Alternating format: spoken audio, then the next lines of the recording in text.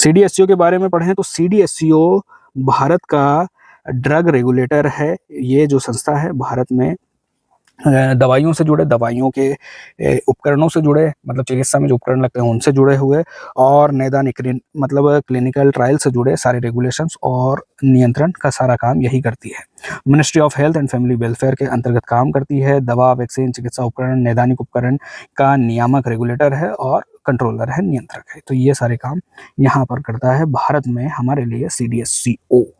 इसकी स्थापना हुई थी ड्रग्स एंड कॉस्मेटिक्स एक्ट 1940 के तहत। भारत में ड्रग के निर्माण, बिक्री, वितरण और गुणवत्ता नियंत्रण की जिम्मेदारी इस कानून के तहत सीडीएससीओ की ही होगी। नियम भी आया था, मतलब जो कानून था 1940 का, उसके तहत ये जो 1945 का नियम था, यहाँ पर इसे और कुछ पावर दे दी गई।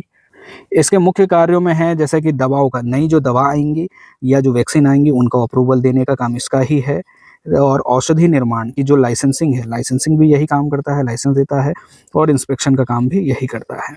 क्लिनिकल ट्रायल्स का नियंत्रण और निगरानी भी यही करता है। मेडिकल डिवाइसेस और डायग्नोस्टिक्स का नियमन भी यही करता है। क्वालिटी कंट्रोल भी यही करता है, और छोटे मोटे मामलों में जो निगरानी और कंपाउंडिंग का काम भी यही करने वाला है। और भारत में यदि दवाओं का यदि बहुत बुरा असर होता है तो उन मामलों को भी यही देखता है, उन मामलों से भी यही निपटता है।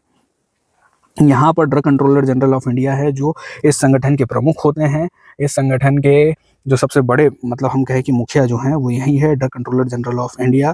यही सारे काम, इनके अंतर्गत सारे काम होते हैं पूरे संगठन के।